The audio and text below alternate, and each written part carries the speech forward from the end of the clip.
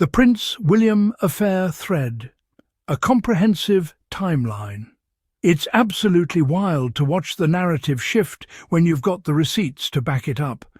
Dan Wooten out here performing like he wasn't literally part of the crew trying to break this story just months ago.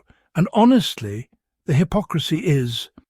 This thread is packed with some seriously impressive documentation of William's alleged extramarital activities, and if you pay close attention, you'll notice a pattern that's hard to ignore. Most of these tweets have mysteriously vanished. Articles have been scrubbed from the internet entirely, and the digital footprint keeps getting smaller, which, let's be real, only makes people more curious. So here's the definitive main premium affair pièce. Breakdown, since this whole situation keeps resurfacing like clockwork. The Sun initially broke the story that Kate had fallen out with her longtime friend Rose Hanbury and wanted William to distance himself from her entirely, which was particularly awkward considering they all live in close proximity in Norfolk.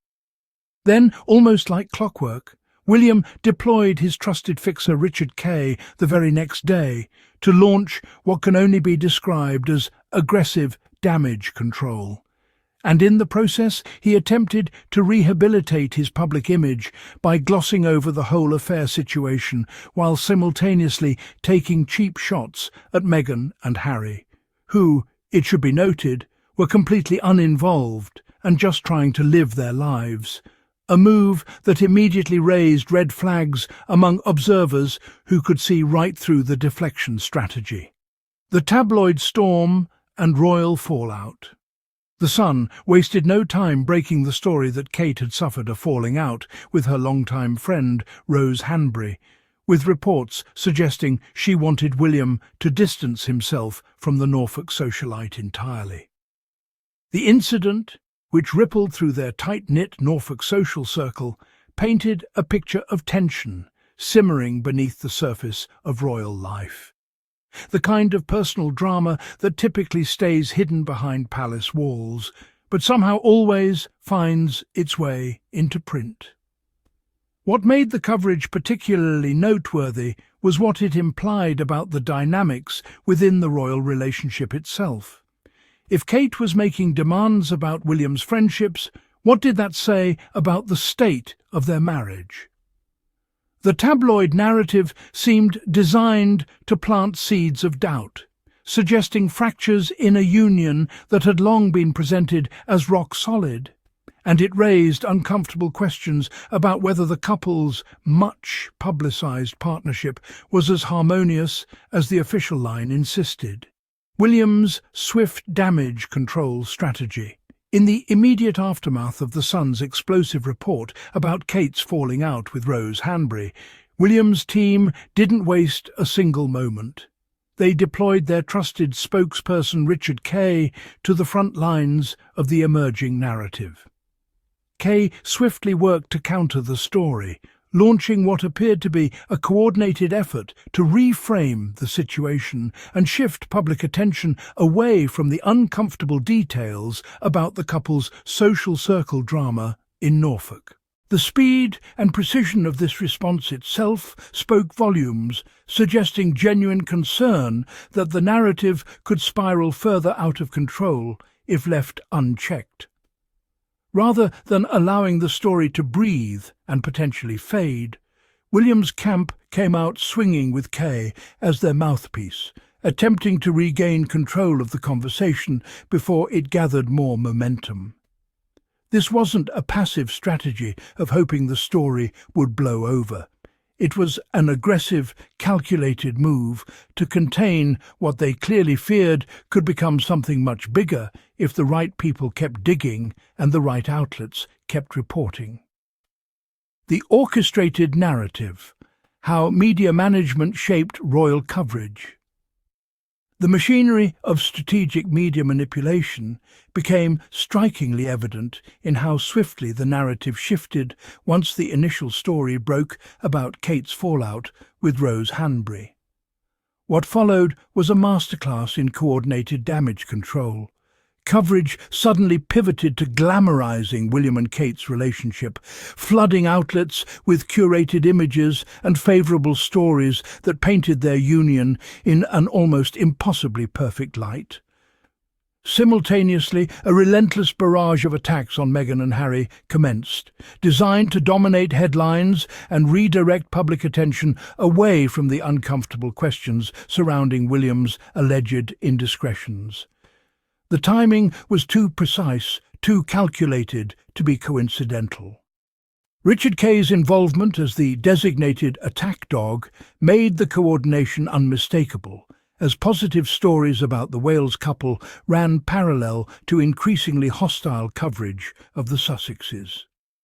This orchestrated effort appeared deliberately constructed to bury an inconvenient truth beneath layers of carefully constructed royal propaganda, effectively weaponizing media coverage to control the narrative and reshape public perception.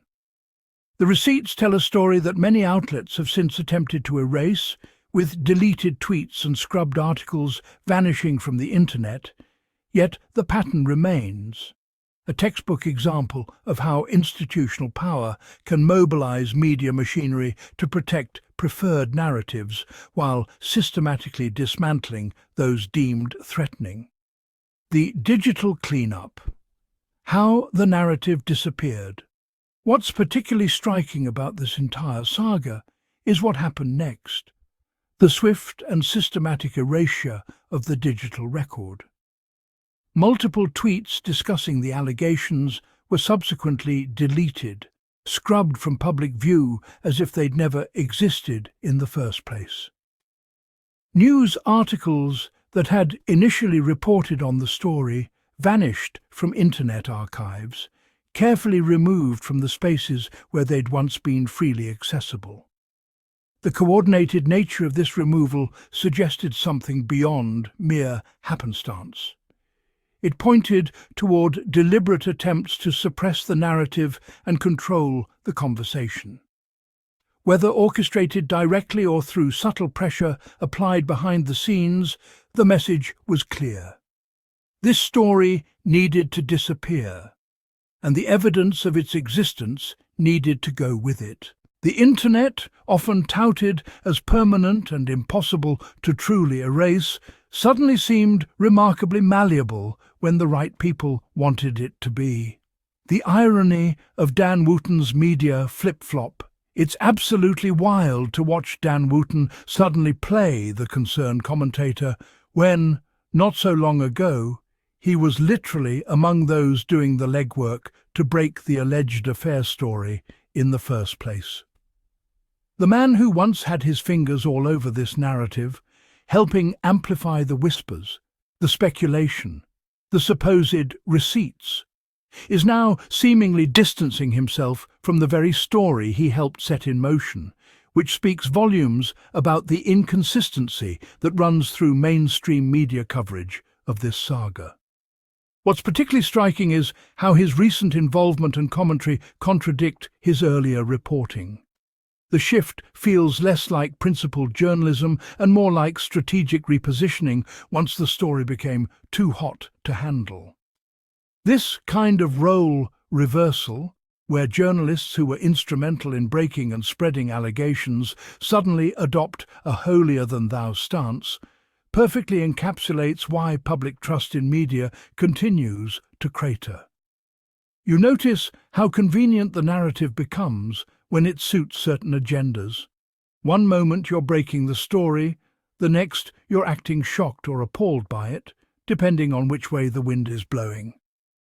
The disconnect between what Wootton was doing then and what he's doing now is precisely the kind of media inconsistency that allows these stories to spiral out of control, get scrubbed from the internet, and disappear into digital oblivion, only to resurface whenever it's convenient for the cycle to begin all over again. The digital trail of William's alleged infidelities. What's particularly striking about the pattern of allegations surrounding William's rumoured extramarital involvement is just how comprehensively documented it all was before the scrubbing began in earnest. Multiple claims circulated across social media and tabloid coverage, each one adding another layer to a sustained narrative that refused to stay buried, despite considerable efforts to erase it from the digital record. The receipts, as they say, tell quite the story. Screenshots and archived articles that existed before the widespread deletion campaigns demonstrate not merely isolated incidents, but rather a consistent thread of allegations that gained traction precisely because the documentation was so readily available at the time. You'll notice most of these original tweets have now vanished. The articles have been scrapped from the internet, and the contemporaneous coverage has largely disappeared. Yet what remains in the screenshots and archived versions reveals just how solid the evidence trail actually was. The fact that so much effort went into removing this material from circulation only underscores how seriously the situation was taken behind palace walls, and how determined certain parties were to rewrite the public record and suppress what had been openly discussed mere months or years prior. The disappearing record. Media accountability in the digital age. The coordinated deletion of articles and scrubbing of social media posts surrounding these allegations presents a troubling picture of media transparency and accountability. When major outlets simultaneously remove coverage, whether through direct deletion or strategic removal from search visibility, it raises urgent questions about who is directing these decisions and why the public record is being systematically altered. The willingness of these media organizations to erase their own reporting without clear editorial explanations or archived corrections fundamentally undermines their credibility and suggests editorial decisions are being made not in service of journalistic integrity but in response to external pressure.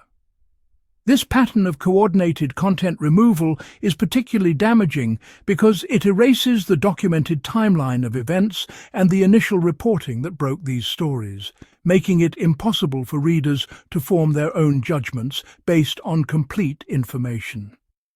When journalists and outlets that once pursued these narratives with vigor suddenly disappear their work, it signals that the pressure applied, whether legal threats, access revocation, or other forms of influence, has proven effective in silencing coverage, casting serious doubt on whether these organizations are truly independent arbiters of truth, or merely extensions of the powerful interests they're meant to scrutinize.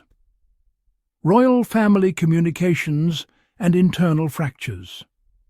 The incident unmistakably reveals the simmering tensions that exist beneath the polished surface of royal family dynamics, exposing fault lines that typically remain carefully concealed from public view.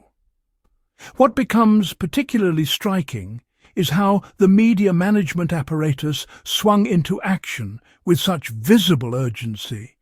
The calculated deployment of sympathetic press contacts, the strategic timing of favourable coverage, and the deliberate reshaping of narratives all served as a masterclass in damage control that inadvertently laid bare the machinery itself.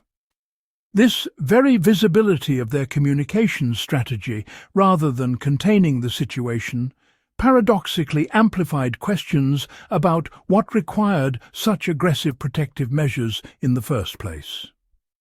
The power dynamics on display reveal a hierarchical approach to information control, where certain voices carry considerably more weight in shaping the official story, while others find their concerns delegitimized, or their versions of events strategically sidelined.